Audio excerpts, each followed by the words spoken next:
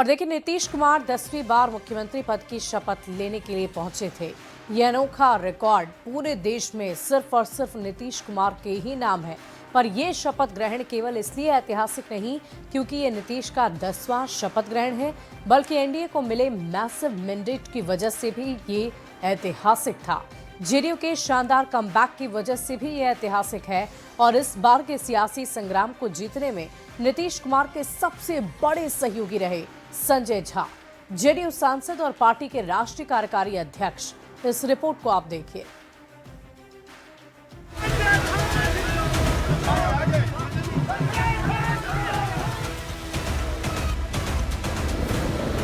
भारत में चुनाव युद्ध की तरह होते हैं। युद्ध भी कोई आम नहीं, महाभारत का महासंग्राम। इस युद्ध में तीर कमान की जगह बयानों के बाण चलते हैं। हो ही नहीं सकती। कभी आपके वर्तमान की बात करते हैं। वोट की चोट से प्रतिद्वंद्वी को चित्त किया जाता है। फिरौती, अपहरण। इस बार के चुनाव में तो एनडीए के पांचों दलों ने खुद को 5 पांडव भी घोषित कर दिया था। हम एक मुश्त होकर पांचों पार्टियां 5 पांडव की तरह लड़ रही हैं और सामने इतना बड़ा बिखराव। बहरहाल इस रण में कौन किस भूमिका में था, इसे लेकर काफी बयानबाजी हुई। पर एक व्यक्ति इस सियासी संग्राम का संजय बनकर उभरा है, ठीक महाभारत के संजय की तरह। गड़बड़ करने में 6 महीना काफी है। जो बना दिए, कोई गड़बड़ आदमी आ जाएगा, 20 साल का काम 6 महीना में बराबर कर सकता है।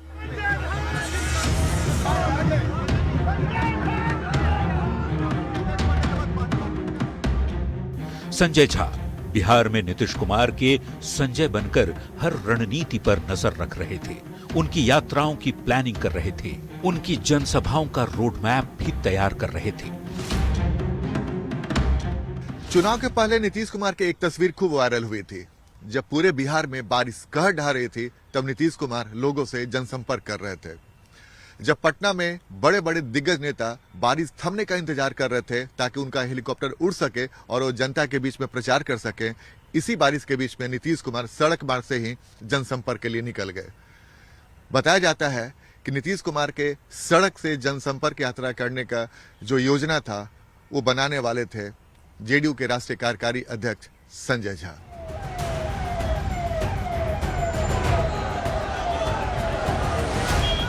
इस तस्वीर ने नीतीश कुमार की उस छवि को सिरे से खारिज कर दिया जो विपक्ष की तरफ से लगातार पेश की जा रही थी। तेजस्वी यादव, जो नीतीश कुमार को थका हुआ, बीमार और खटारा बता रहे थे, कमरे में बंद होकर रह गए। उनके हेलीकॉप्टर उड़ान तक नहीं भर पाए। हमें बड़ी पीड़ा हो रही है कि हम मौसम खराब होने के कारण वे वीडियो कॉल से जरूर जुड़े, पर नीतीश कुमार की सड़क यात्रा ने तेजस्वी की डिजिटल रैली को पछाड़ दिया। खुद को युवा बताने वाले तेजस्वी जब अपने कमरे के कंफर्ट के साथ आराम फरमा रहे थे, तब बारिश के बीच मुख्यमंत्री नीतीश कुमार जनता से मिलने पहुंचे।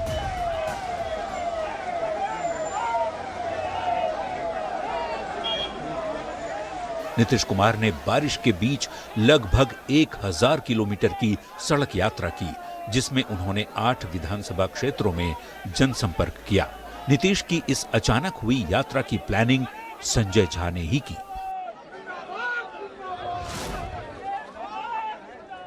पिछले चुनाव में महज 43 सीट जीतने वाली जदयू इस बार 85 सीट ले आई है। इस जीत ने जदयू में एक नया जान फूंक दिया है। यह यूं ही संभव नहीं था। किस सीट पर किस उम्मीदवार को टिकट देना है, यह सबसे मुश्किल मसला था। संजय झा ने नीतीश कुमार के साथ मिलकर ऐसी सोशल इंजीनियरिंग की कि विरोधी चारों खाने चित हो गए।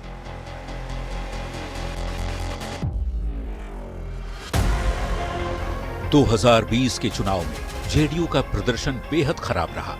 115 सीट पर मैदान में उम्मीदवार उतारने वाली पार्टी केवल 43 सीट पर ही जीत पाई। उस चुनाव में चिराग पासवान ने 135 सीट पर उम्मीदवार उतारे थे। 34 सीटों पर सीधे सीधे नीतीश कुमार की पार्टी को नुकसान पहुंचा।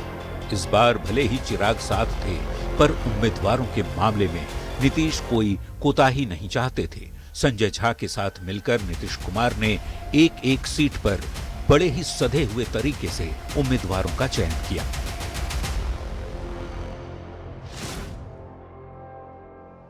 चुनाव से पहले मुख्यमंत्री नीतीश कुमार ने 84 सभाएं और 11 रोड शो किए।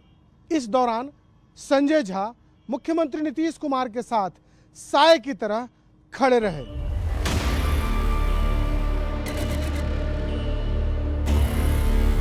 चुनावी जनसभा हो, सरकारी आयोजन हो या पार्टी की संगठनात्मक बैठक, नीतीश कुमार के साथ संजय झा साए की तरह साथ नजर आते हैं।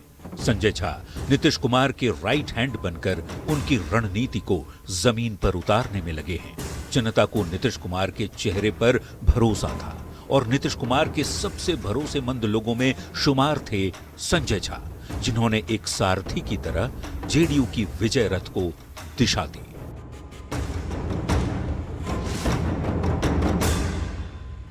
जेडीयू मतलब नीतीश कुमार। आज भी पार्टी कार्यकर्ताओं के लिए केवल और केवल नीतीश कुमार ही सर्वोपरि है। लेकिन एक वक्त ऐसा भी आया था जब विरोधी नीतीश कुमार की सेहत को लेकर सवाल करने लगे, जेडीयू का बीजेपी में विलय कराने का आरोप लगाने लगे।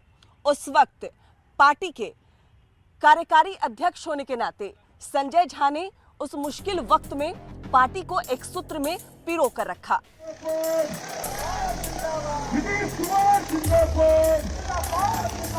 चुनाव से पहले नीतीश कुमार को लेकर कई तरीके के अफवाह उड़ाए गए। विरोधियों के आरोप तेज थे। सोशल मीडिया से लेकर राजनीतिक गलियारों तक दावे किए जा रहे थे कि नीतीश कुमार की पकड़ पार्टी और सरकार पर कमजोर पड़ रही है। लेकिन इन अफवाहों के बीच संजय झा ने शांत रहकर संगठन को वास्तविकता समझाई और चुनावी मौके पर किसी भी तरह की गलतफहमी को पैर जमाने नहीं दिए। संजय झा ने न सिर्फ संगठन को संभाले रखा, बल्कि कार्यकर्ताओं में यह भरोसा भी जगाए रखा कि नीतीश कुमार ही पार्टी की धुरी हैं और हर फैसला उनके नेतृत्व में ही आगे बढ़ता है।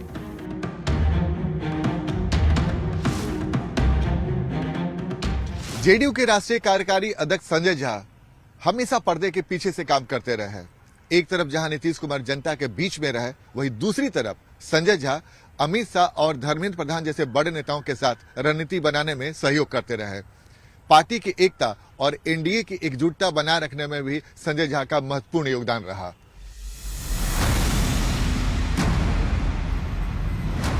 रणनीति के हर मोर्चे पर उनकी भूमिका स्पष्ट दिखी। चुनावी संवाद हो, सीटों का तालमेल या फिर एनडीए के भीतर सामंजस्य, संजय झा ने पर्दे के पीछे रहकर वो संतुलन साधा जिसने पूरे गठबंधन को मजबूती दी और नीतीश कुमार की राजनीति को धार दिया।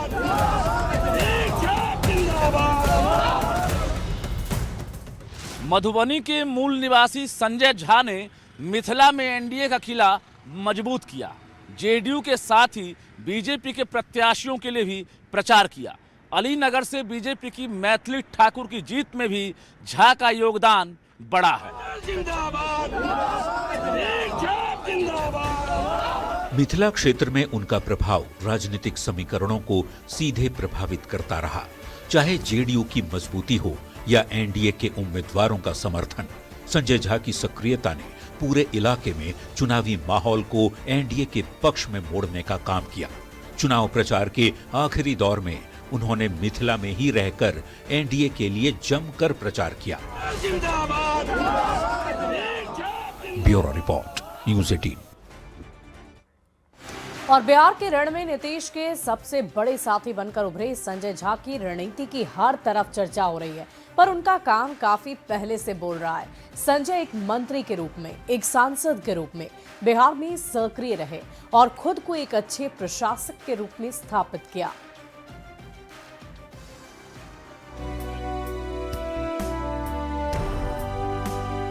अपनी सूझबूझ और रणनीति से एनडीए की जीत के सूत्रधार बने संजय स्वभाव से बेहद सौम्य हैं।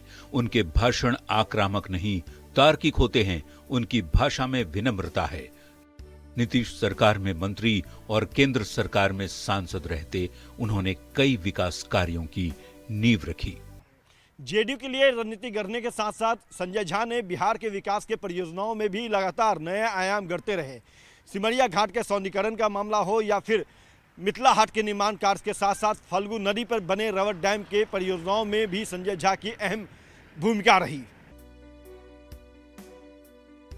मिथिला की आन बान शान मिथिला हाट, जहां मिथिला की परंपरा को वैश्विक पहचान मिल रही है, जहां देश की वित्त मंत्री निर्मला सीतारमण से लेकर केंद्रीय गृह मंत्री अमित शाह तक मिथिला के स्वादिष्ट व्यंजनों का स्वाद चख चुके हैं।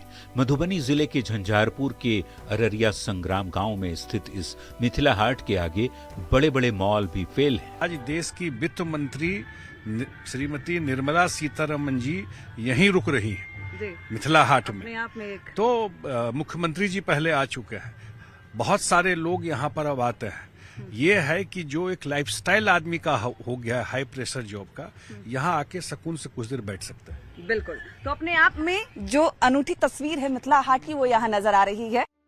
26 एकड़ में फैले मिथिला हाट को 13 करोड़ रुपए की लागत से बिहार सरकार के जल संसाधन विभाग ने बनवाया है और इस पूरे प्रोजेक्ट को धरातल पर उतारने में सबसे महत्वपूर्ण भूमिका रही राज्य के तत्कालीन जल संसाधन मंत्री संजय झा की।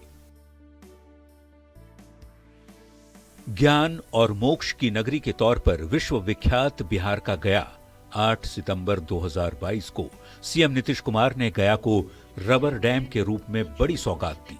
312 करोड़ की लागत से फल्गु नदी के बाएं तट पर बना ये डैम बिहार का पहला और देश का सबसे बड़ा रबर डैम है। परंपरागत कंक्रीट डैम की जगह पर बिहार में पहली बार आधुनिक तकनीक पर आधारित रबर डैम के निर्माण में भी तब बिहार के जल संसाधन मंत्री रहे संजय झा ने अहम भूमिका निभाई। बेगूसराय के सिमरिया घाट को विकसित करने में भी सबसे अहम योगदान दिया। घाट के निर्माण का काम शुरू होने से लेकर उसके उद्घाटन तक संजय झा लगातार निर्माण कार्य को मॉनिटर करते रहे, समय समय पर लोगों को उसकी अपडेट देते रहे। आज ये सिमरिया घाट एक महत्वपूर्ण धार्मिक पर्यटन केंद्र के रूप में स्थापित हो चुका है। दरभंगा में बने एयरपोर्ट और निर्माणाधीन एम्स को बनाने में भी संजय झा की भूमिका अहम रही। केंद्र सरकार के मंत्रियों के साथ मिलकर उन्होंने पूरी योजना पर काम किया। मिथिला हाट से लेकर रबर डैम तक, सिमरिया घाट से लेकर दरभंगा एयरपोर्ट और एम्स तक, इन योजनाओं के पीछे एक ऐसा नाम खड़ा है जिसने राजनीतिक रणनीति के साथ साथ विकास की रूपरेखा भी गढ़ी है। Bureau report, news 18।